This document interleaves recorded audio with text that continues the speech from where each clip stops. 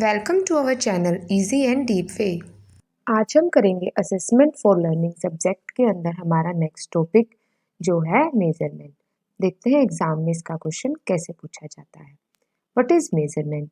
Indicate the functions of measurement और define measurement, enumerate the characteristics of good measuring instrument. ये question बिल्कुल ditto exam में ऐसे ही पूछा जाता है और आगे भी पूछा जा सकता है। तो इसमें हम क्या क्या बता सकते हैं? मेजरमेंट का मीनिंग, डेफिनेशन, फंक्शंस या फिर कैरेक्टरिस्टिक्स को। ठीक है, तो शुरू करते हैं मीनिंग से। मेजरमेंट को हम सिंपल वर्ड्स में क्या कह सकते हैं? मापना। किसी भी क्वांटिटी को किसमें? न्यूमेरिकल टर्म्स में। जैसे कि हम हाइट को किस में माप सकते हैं? फीट्स में। और वेट को किस में माप सकते हैं? केजीज में। टाइम को आवर्स या फिर मिनट्स में।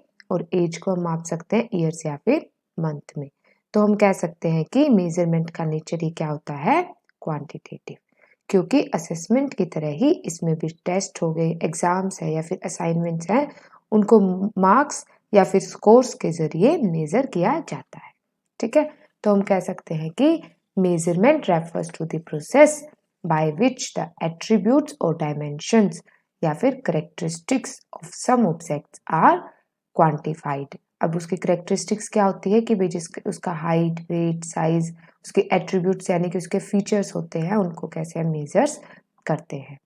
फिर है quantity is always expressed in numerical terms. Numerical terms कैसे? जैसे मार्क्स हो गया, स्कोर्स हो गया, इसमें हम उसको मेजर करते हैं।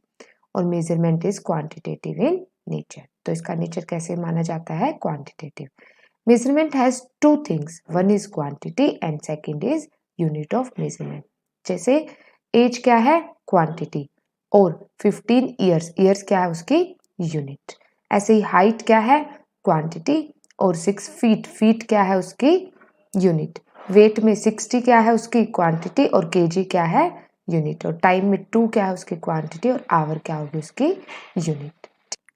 यानी इन सभी यूनिट्स को मेजर करने के लिए स्केल, थर्मामीटर या फिर मार्क्स का यूज किया जाता है। In order to measure the learning achievement of the student in different subject. तो ये अलग अलग सब्जेक्ट के लिए अलग अलग लर्निंग अचीवमेंट्स को मेजर करते हैं। We use test and exam and assign them marks or scores. Standard scale or instrument used to measure physical characteristics of object is universally valid.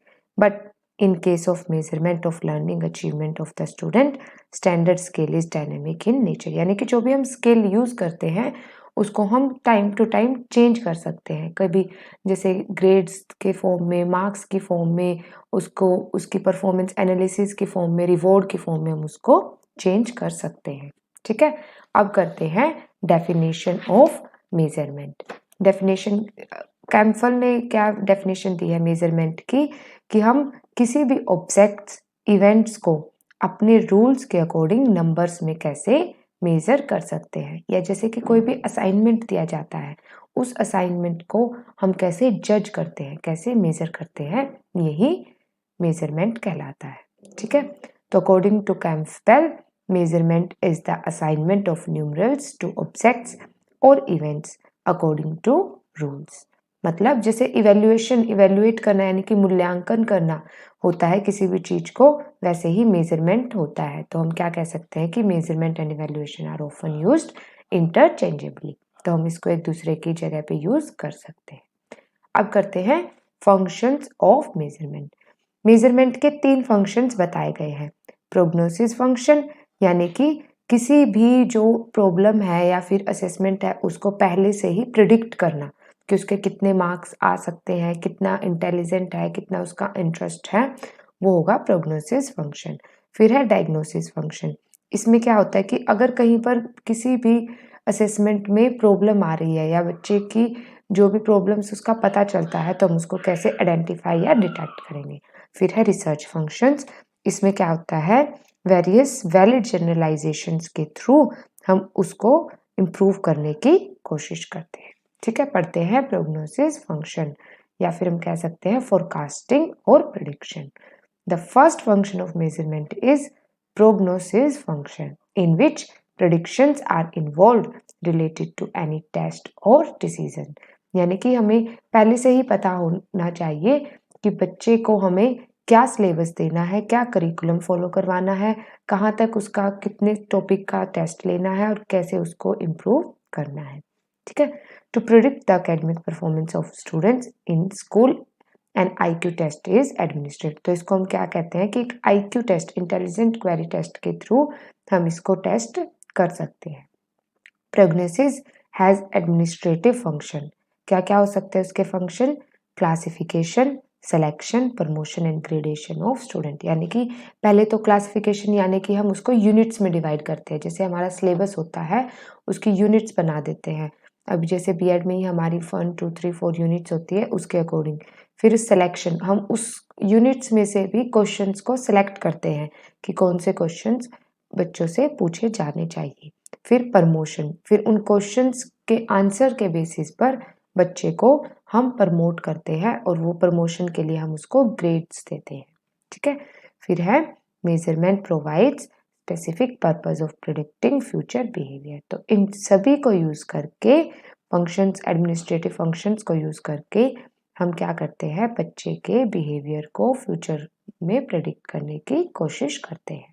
फिर है डायग्नोसिस फंक्शन। डायग्नोस करना मतलब identify करना या फिर डिटेक्ट करना किसी भी वीकनेस या फिर प्रॉब्लम को।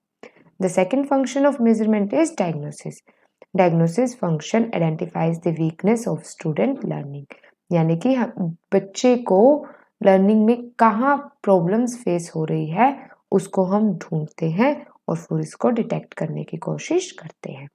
Various tests can be used to detect or identify educational needs, जैसे psychological measurement.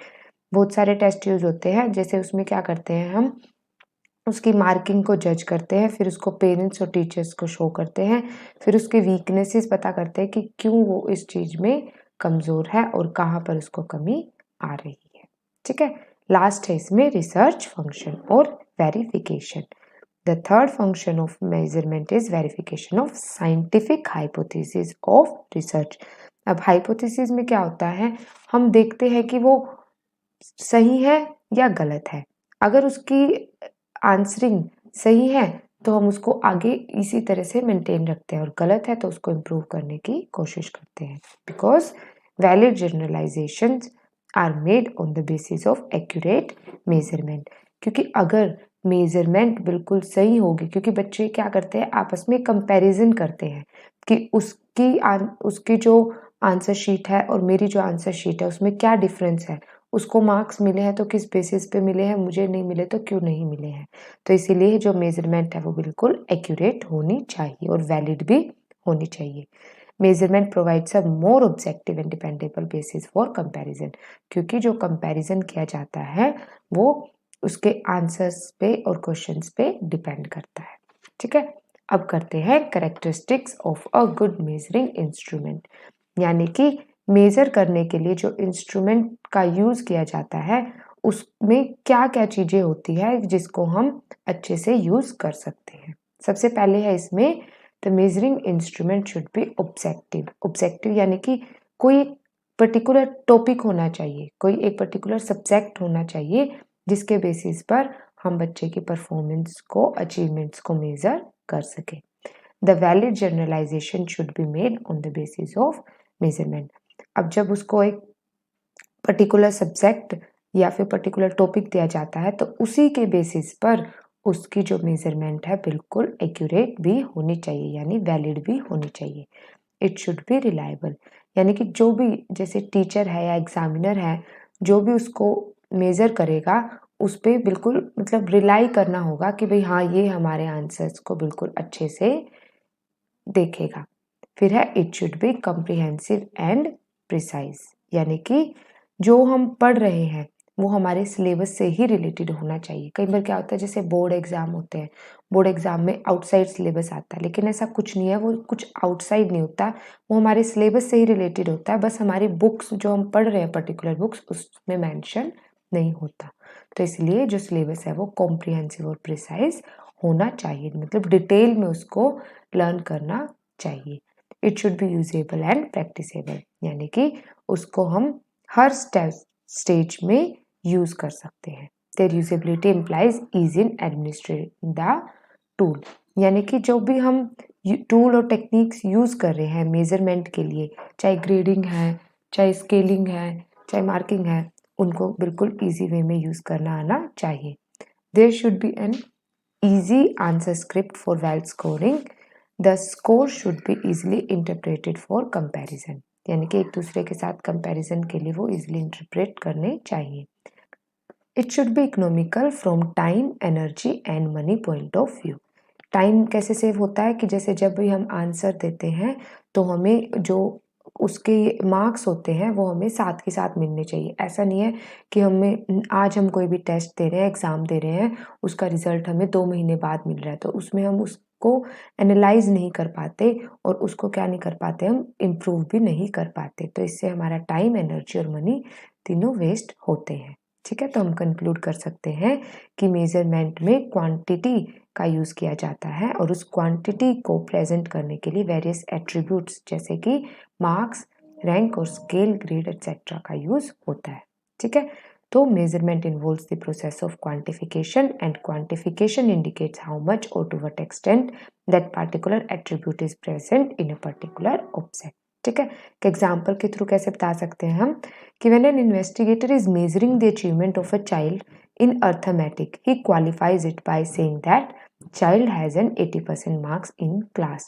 This percentage indicates how much of arithmetical knowledge he has gained in the class. यानी कि अगर हमें किसी स्टूडेंट को, किसी बच्चे को जज करना है, मान लो उसके मैथ में जज करना है कि उसके मेजरमेंट कितने हैं, तो हम उसको मार्क्स देते हैं जैसे 80% मार्क्स, तो वो परसेंटेज ही उसकी नॉलेज को इंडिकेट करती है।